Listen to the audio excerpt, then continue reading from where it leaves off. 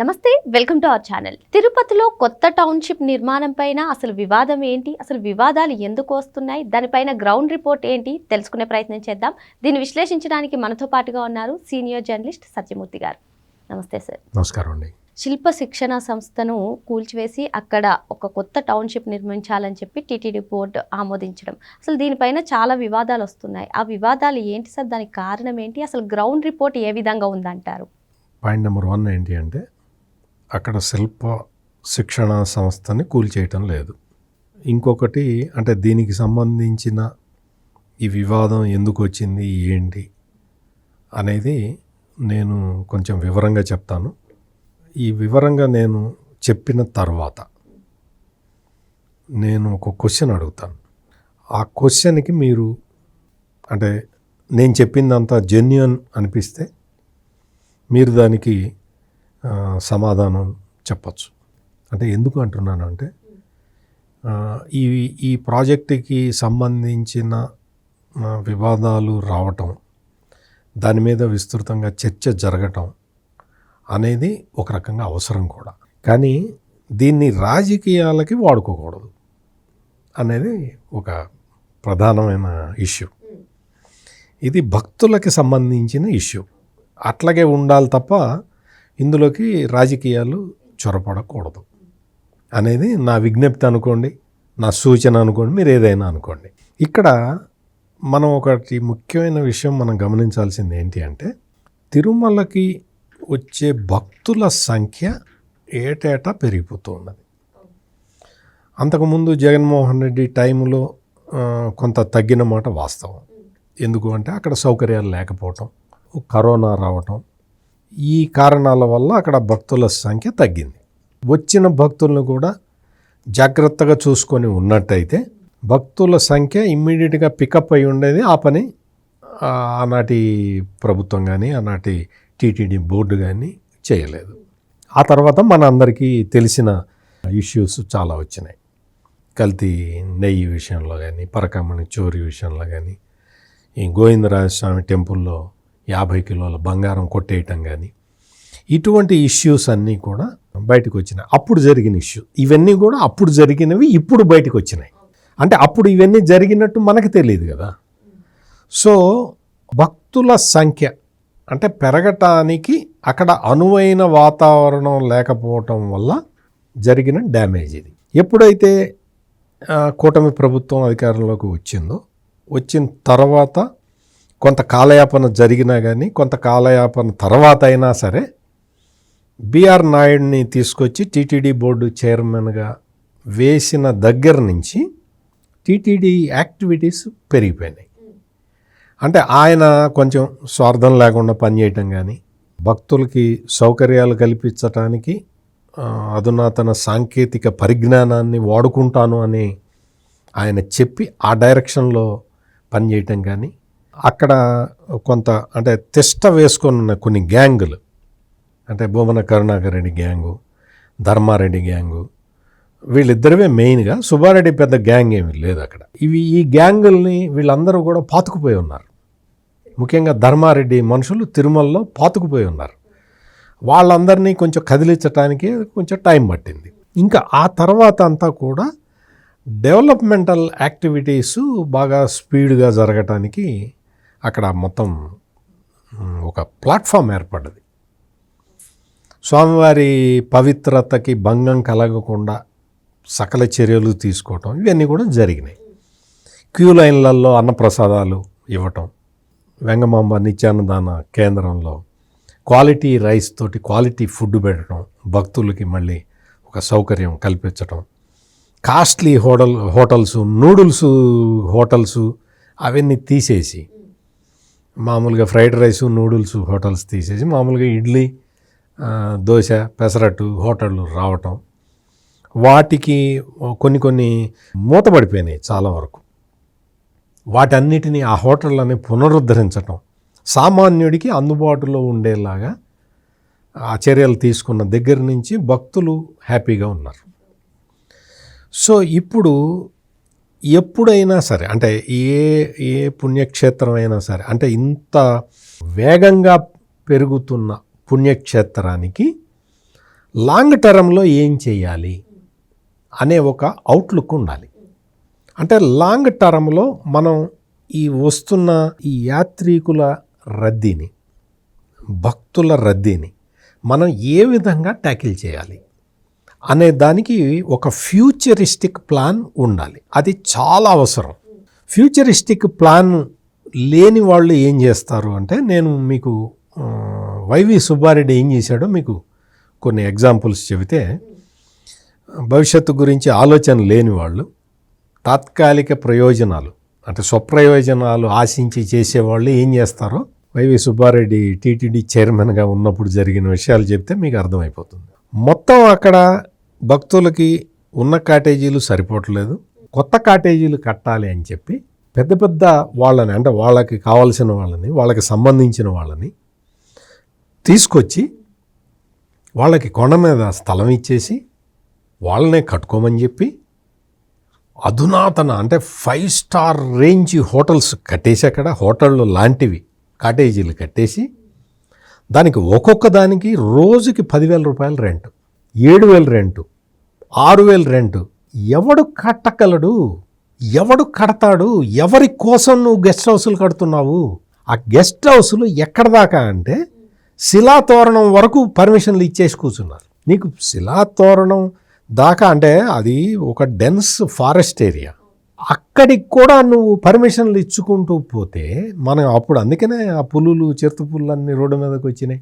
ఎందుకు వచ్చినాయి? కర్రలు కూడా ఇస్తానని చెప్పి ఈ యాక్టివిటీ అంటే అడవుల్ని ఆక్రమించుకుంటూ వెళ్తూ ఉంటే, అక్కడ కన్స్ట్రక్షన్ యాక్టివిటీ జరుగుతూ ఉంటే, మీకు పార్వేట ఉత్సవం ఆ సైట్ కూడా అంతే, అది కూడా కొంచెం డీప్ ఫారెస్ట్లోనే ఉంటుంది, కొండల మీద.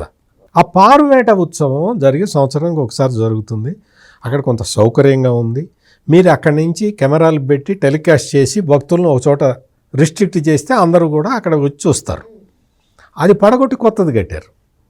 అంటే ఇటువంటి పనులు చేయటం వల్ల ఏమవుతున్నది అంటే, అడవి పైనున్న అడవులన్నీ కూడా స్వామివారి ఆస్తులు. మీ ఆస్తి, నా ఆస్తి, జగన్మోహన్ రెడ్డి ఆస్తి కాదది, స్వామివారి ఆస్తులు. ఆ అడవుల్ని కొట్టేసుకుంటూ పోతూ ఉన్నారన్నమాట. ఇది నా చిన్నప్పుడు అక్కడ జాబాలి ఆంజనేయ స్వామి టెంపుల్ ఉంటే అక్కడికి వెళ్ళాలంటే కాలినడకనే వెళ్ళాలి, అంతకుమించి మార్గం ఉండేది కాదు. అటువంటిది ఇప్పుడు మొత్తం వచ్చేసి అక్కడంతా కూడా ట్రాఫిక్ విపరీతంగా వచ్చే పరిస్థితి వచ్చింది. ఎందుకు చెప్తున్నాను అంటే, కొండ మీద ఉన్న యాక్టివిటీని విస్తరించుకుంటూ పోతే పర్యావరణానికి ప్రమాదం, స్వామివారి పవిత్రతకి భంగం, ఇటువంటి విషయాలన్నీ జరుగుతాయి అక్కడ. ఇప్పుడు వస్తున్న యాత్రికులు చాలామంది ఏంటి అంటే, రాత్రి నిద్ర కొండ మీద చేయాలి అని అనుకుంటూ వస్తారు, చాలామంది వస్తారు. చాలామందికి ఆ అవకాశం ఉండకపోవచ్చు.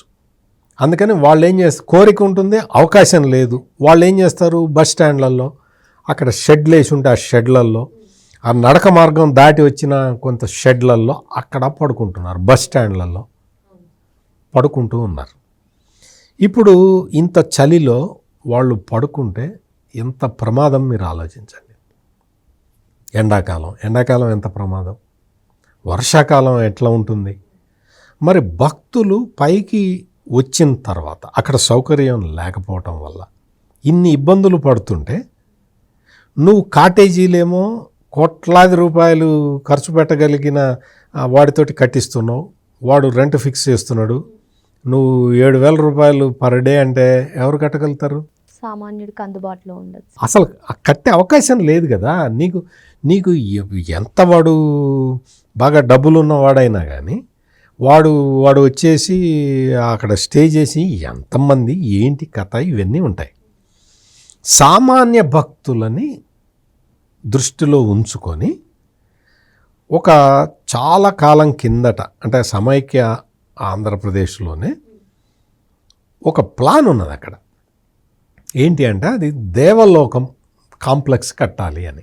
దేవలోకం కాంప్లెక్స్ అంటే ఏంటి అంటే, కొండ కింద అలిపిరి అంటే వెంకటేశ్వర స్వామి పాదాల దగ్గర అక్కడ భక్తుల కోసం మోడ్రన్ దీంతో సౌకర్యాలతోటి 5,000 మందికో, 6,000 మందికో, 10,000 మందికో అక్కడ అకామిడేషన్ అంటే కొన్ని డార్మెటరీసు, కొన్ని individual rooms, multi storeyed buildings, పెద్ద పెద్ద హ్యూజ్ స్ట్రక్చర్స్ తోటి కట్టడం వల్ల ఏమవుతుంది అంటే మీకు భక్తులకి కొండ మీద గనక అకామిడేషన్ ఫుల్ అవ్వంగానే ఇక్కడ భక్తులకు కేటాయించేయాలి. కొండ మీద ఖాళీ అవుతుంటే మళ్ళీ ఖాళీ. ఇప్పుడు ఎట్లయితే కాటేజీలు కేటాయిస్తున్నారో ఖాళీ అయినవి ఖాళీ అయినట్టుగా అప్పుడు కూడా అట్లా కేటాయిస్తారు. పైన ఫుల్ అయితే కింద ఇస్తారు. దర్శనం టైంకి వీళ్ళు అక్కడి నుంచి వెళ్ళొచ్చు, పైకి వెళ్ళొచ్చు. లేదు ధర్మ దర్శనానికి వెళ్ళాలి అంటే వాళ్ళు ముందరే వెళ్ళిపోయి కంపార్ట్మెంట్లలో వేచి ఉండొచ్చు. దర్శనం అయిపోగానే మళ్ళీ కిందకు వచ్చేస్తారు. వాళ్ళ కాటేజీలో లగేజ్ తీసుకొని వెళ్ళిపోయి వాళ్ళు రైలో, బస్సో, విమానమో ఏదో ఎక్కుతారు. దీనికోసం అని చెప్పి దేవలోకం కాంప్లెక్స్ అని ఒకటి ప్రతిపాదించారు. ప్రతిపాదించిన తర్వాత అది దాన్ని ఒక షేపుకు తీసుకువద్దాము అన్న ఆలోచన వచ్చిన తర్వాత ప్రభుత్వం మారింది. ఆ తర్వాత వీళ్ళెవరు కూడా, మిగిలిన వాళ్ళు ఎవరు, రాజశేఖర రెడ్డి వీళ్ళెవరు కూడా పట్టించుకోలేదు. ఆ తర్వాత రాష్ట్రం విడిపోయింది. మళ్ళీ చంద్రబాబు నాయుడు ప్రయత్నం చేశాడు. ప్రయత్నం చేసి దానికి సంబంధించిన విధి విధానాలు అవన్నీ కూడా మొదలుపెట్టి చేస్తున్న క్రమంలో మళ్ళీ 2019లో గవర్నమెంట్ మారింది. గవర్నమెంట్ మారిన తర్వాత ఈ దేవలోకం కాంప్లెక్స్ని దాన్ని జగన్మోహన్ రెడ్డి దాన్ని ఆపేసి ప్రయాణికులకి అంటే యాత్రికులకి, వెంకటేశ్వర స్వామి భక్తులకి సౌకర్యాలు కల్పించకపోయినా పర్వాలేదు అని ముంతాజ్ హోటల్స్కి ఇచ్చేసాడు. ఆ సైట్ని ముంతాజ్ హోటల్స్కి ఇచ్చేసాడు. దేవలోకం నిర్మించడానికి ఆ ప్లేసులో ముంతాజ్ హోటల్స్ ఇచ్చేసాడు. ముంతాజ్ హోటల్స్కి ఇచ్చేసరికి హిందూ సంఘాలు, ధార్మిక సంఘాలు గగ్గోలు పెట్టినాయి. నువ్వు ఒక స్టార్ హోటల్ని అక్కడ పెడితే, వెంకటేశ్వర పాదాల కింద నువ్వు స్టార్ హోటల్ పెడితే, స్టార్ హోటల్లో ఏముంటాయి? మద్యం, మాంసం అవి ఉంటాయి, స్విమ్మింగ్ పూల్స్ ఉంటాయి, బికినీలు వేసుకొని స్నానాలు చేసే దృశ్యాలు ఇవేనా ఉండేది? మరి అది వెంకటేశ్వర స్వామి సన్నిధిలో అటువంటివి చేస్తూ ఉంటే, పైగా ముంతాజ్ హోటల్స్కి ఇచ్చి అట్లా చేయటం తప్పు అని చెప్పి హిందూ ధార్మిక సంఘాలన్నీ కూడా ప్రొటెస్ట్ చెప్పినా కానీ జగన్మోహన్ రెడ్డి పట్టించుకోకుండా ముంతాజ్ హోటల్స్ దాదాపుగా కొండ కట్ చేయటం మొదలుపెట్టింది. ఋషికొండలో ఎట్లయితే కొండ కట్ చేశారో అట్లా వీళ్ళు కన్స్ట్రక్షన్ యాక్టివిటీ మొదలుపెట్టారు. మొదలుపెట్టిన తర్వాత మరి భగవంతుడి అనుగ్రహంతో జగన్మోహన్ రెడ్డి పడిపోయాడు. 11 సీట్లకి కూటమి ప్రభుత్వం అధికారంలోకి వచ్చింది. వెంటనే ఈ ముంతాజ్ హోటల్స్ అగ్రిమెంట్ని టర్మినేట్ చేసేసారు. తీసేసి వాళ్ళకి ఏం చేశారు అంటే ఈ ముంతాజ్ హోటల్స్కి ఇచ్చిన స్థలానికి బదులు వేరే స్థలాన్ని, అంటే వాళ్ళకి రోడ్డుకి యువతల వైపు ఇంకొక స్థలాన్ని ఇచ్చేసి దీనికి కాంపెన్సేట్గా, అది టీటీడీ ల్యాండ్ అనమాట. సో వాళ్ళకి టూరిజం కార్పొరేషన్ వాళ్ళ ల్యాండ్ బదలాయించారు. బదలాయిస్తే దీని మీద నువ్వు చేసిందే, అంటే జగన్మోహన్ రెడ్డి చేసిందే తప్పు. ముంతాజ్ హోటల్స్కి ఇవ్వటం అనేది తప్పు. అటువంటి తప్పు చేసిన భూమన కరుణాకర్ రెడ్డి, జగన్మోహన్ రెడ్డి టైంలో ఈయనే కదా మొత్తం అంత పెత్తనం అంతా ఈయనే కదా, ముంతాజ్ హోటల్స్కి ఇచ్చి ఒక పరువు తక్కువ పని చేసిన ఈ భూమన కరుణాకర్ రెడ్డి ఈ ముంతాజ్ హోటల్స్ని అక్కడి నుంచి తరలించి వేరే చోట పెట్టిన కూటమి ప్రభుత్వాన్ని విమర్శించాడు. అది 400 కోట్ల ప్రాపర్టీ, నువ్వు తీసుకొని 25 కోట్ల ప్రాపర్టీని టీటీడీకి బదలాయించావు అని గోలపెట్టాడు. నువ్వు ముంతాజ్ హోటల్స్ని తీసుకొచ్చి నువ్వు కొన్ని వెంకటేశ్వర సన్నిధిలో పెట్టడం కరెక్టా? ఇది ల్యాండ్ మార్పిడి జరిగింది. ముంతాజ్ హోటల్ అక్కడి నుంచి పోయింది. ఇంకొకటి ఏంటంటే చంద్రబాబు నాయుడు వాళ్ళని పిలిచి ఈ ముంతాజ్ హోటల్స్ ఇవన్నీ కుదరవు, నడవు అంటే ఒబరాయ్ గ్రూపులోనే ఇంకొకటి సవేరా గ్రూప్ ఉంది, వాళ్ళు వచ్చారు. మేము తీసుకుంటామండి అని చెప్పి. ప్లస్ గవర్నమెంట్ కండిషన్ పెట్టింది, నువ్వు మద్యం అమ్మడానికి వీల్లేదు, అందులో మాంసం అమ్మడానికి వీల్లేదు, ఈ బికినీలు గొడవలు ఇటువంటి ఉండడానికి వీల్లేదు. అట్లా అయితేనే ఇస్తామని కూడా కండిషన్ పెట్టారు. దానికి కూడా సవేరా గ్రూప్ వాళ్ళు ఒప్పుకున్నారు. ఆ ప్రాజెక్ట్ అట్లా ఉన్నది. ఇటువంటి పరువు తక్కువ పని చేసిన ఈ జగన్మోహన్ రెడ్డి బ్యాచ్ ఇప్పుడు ఏంటి అంటే, ఇప్పుడు ఈ భక్తుల కష్టాలు తీర్చాలి. కొండ మీద అకామిడేషన్ లేదు, కొత్తగా ఇచ్చే అవకాశం లేదు. ఇప్పటికే కొండ చివరి దాకా ఎక్స్ప్లాయిట్ చేసేసారు. ఇంకా అక్కడ కొండ మీద పర్యావరణానికి విఘాతం కలిగించే అవకాశం లేదు. అట్ట చెయ్యకూడదు. చేస్తే వెంకటేశ్వర స్వామి కూడా ఒప్పుకోడు. అందుకని ఏం చేశారు అంటే, ఈ దేవలోకం తరహా కాంప్లెక్స్ అని దాన్ని మనం ఈ అలిపిరి గేట్ దగ్గర, ఇప్పుడు దేవలోకం కాంప్లెక్స్ అలిపిరి జూ పార్క్ రోడ్లో ఉంటుంది. అది కొంచెం దూరంగా ఉంటుంది. అక్కడ యాత్రికులు మళ్ళీ అక్కడికి వెళ్ళటం అనేది ఇబ్బంది, అక్కడి నుంచి రావటం అనేది ఇబ్బంది. ఇవన్నీ ఇబ్బందులు ఉన్నాయి కాబట్టి అలిపిరి టోల్గేట్ దగ్గర ఏదైతే చెక్ పాయింట్ ఉంటుందో ఆ పాయింట్ దగ్గర 20 ఎకరాల స్థలం ఉన్నది. ఈ 20 ఎకరాల స్థలంలో భక్తుల సౌకర్యాల కోసం ఒక టౌన్షిప్, అంటే టౌన్షిప్లో ఏముంటాయి, అపార్ట్మెంట్లు ఉంటాయి, డార్మెటరీ ఇవి ఉంటాయి, ప్లస్ ఇండివిజువల్ కాటేజెస్ ఉంటాయి, మల్టీఫ్లోర్ బిల్డింగ్స్ ఉంటాయి. ఇవన్నీ ఉండవు. ఒక 10,000 మందిని ఇక్కడ అకామిడేట్ 10,000 మంది కాకపోతే 7,000 మందిని అక్కడ అకామిడేట్ చేసే సౌకర్యం కల్పించాలి అని చెప్పి ప్రతిపాదించారు. అక్కడ ఏమవుతుంది, అక్కడ లింక్ బస్ స్టాండ్ దగ్గరలోనే లింక్ బస్ స్టాండ్ ఉన్నది. బస్సులు వచ్చే హైదరాబాద్ నుంచి లేకపోతే చెన్నై నుంచి వచ్చే బస్సులన్నీ అక్కడే ఆగుతాయి. అక్కడ ఆగుతారు, బస్సు దిగుతారు, వెంటనే అక్కడే హోటళ్ళు ఉంటాయి. అక్కడే ఇంకొకటి ఏంటి అంటే అన్నదాన సత్రం కూడా అక్కడే పెడదామని ప్లాన్ చేశారు. అందులో అన్నీ ఉంటాయి సౌకర్యాలు. ప్రైవేట్ హోటల్స్ ఉంటాయి, అన్నదాన ఇవి ఉంటాయి, స్వామివారి తీర్థప్రసాదాలు అక్కడే ఇస్తారు, దర్శనానికి టికెట్లు అక్కడే అమ్ముతారు, అన్ని సౌకర్యాలు ఉంటాయి అక్కడ భక్తుల కోసం. కొండపైకి ఎక్కడానికి మెట్లు కూడా దగ్గరే ఉంటుంది కాబట్టి అక్కడ ఎక్కుతారు, ఆ లింక్ బస్ ఎక్కుతారు, కొండ మీదకి వెళ్ళిపోతారు. కొండ మీద ఒత్తిడిని తగ్గించటానికి ప్రతిపాదించిన ప్రాజెక్టు ఇది. ఈ ప్రాజెక్టు అంటే ఇందాక నుంచి నేను చెప్పిన దేవలోకం ప్రాజెక్టు ఆ సైట్ వేరు, ఈ సైట్ వేరు.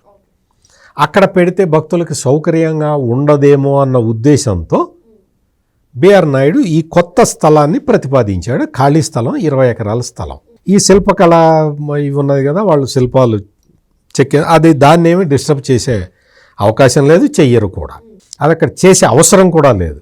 ఎందుకంటే 20 ఎకరాల ఖాళీ స్థలమే ఉంది అక్కడ. ఇప్పుడు పార్కింగ్కి దానికి వాడుతున్నారు. ఎవరన్నా కార్లలో వచ్చినా కానీ కార్ పార్కింగ్ చేసుకొని అక్కడ ఉంటారు. సో ఈ ప్రాజెక్ట్ మీద ఎవరికీ అభ్యంతరం ఉండాల్సిన అవసరం లేదు. భవిష్యత్తులో భక్తుల సౌకర్యాలని దృష్టిలో పెట్టుకొని ఇది కొత్త ప్రాజెక్టు. దీని మీద చిలవలు పలవలు చేసి మాట్లాడుకోవటం అది ఎంతవరకు కరెక్టో వెంకటేశ్వర స్వామి భక్తులు ఆలోచించుకోవాలి. నేను ఇప్పుడు మిమ్మల్ని అడగబోయే ప్రశ్న ఏంటి అంటే, మీరు కూడా ఆలోచించండి. తిరుమల కొండ మీద ఇంకా ఒత్తిడి పెంచి, ఇంకా కొత్త కొత్త భవనాలు కట్టి, ఇంకా భక్తులు అక్కడే అకామిడేషన్లు ఇచ్చుకుంటూ ఆ పర్యావరణానికి స్వామివారి ఏకాగ్రతకి భంగం కలిగించుకుంటూ పోదామా? ఇప్పుడున్న అకామిడేషన్ లిమిట్ చేసి కొత్త కట్టకుండా అదనంగా వచ్చే భక్తులకి అలిపిరి దగ్గర వసతి సౌకర్యాలు కల్పిద్దామా? అలిపిరి దగ్గర వసతులు కల్పించి అంటే మీరు చెప్పటం కాదు, మీరు ఈ వీడియో వినేవాళ్ళు ఆలోచించి చెప్పండి. మీరు ఆలోచించండి. కొండ కింద సౌకర్యాలు పెంచుకుంటూ, ఎక్స్పాండ్ చేసుకుంటూ, భక్తుల సౌకర్యాలు పెంచుకుంటూ, భక్తులకి అందుబాటులో ఉండే సౌకర్యాల విధంగా, అంటే free accommodation plus paid accommodation కూడా ఉండేలాగా చూసుకుంటూ, కొండ మీద రద్దీని తగ్గించి తిరుమల పవిత్రతని కాపాడుకోవాల్సిన అవసరం ఉందా లేదా మీరు ఆలోచించండి. మరి సార్ చెప్పినట్టుగా కొండ మీద అకామిడేషన్స్ అన్నీ కూడా తగ్గించి కొండ కింద అసలు భక్తుల రద్దీని దృష్టిలో పెట్టుకుని ఈ నిర్మాణం జరుపుతున్నారు. మరి మీరు కూడా ఒకసారి ఆలోచించి కామెంట్ రూపంలో తెలియజేయండి. మరో అంశంతో మళ్ళీ కలుద్దాం. Thank you sir. నమస్కారం.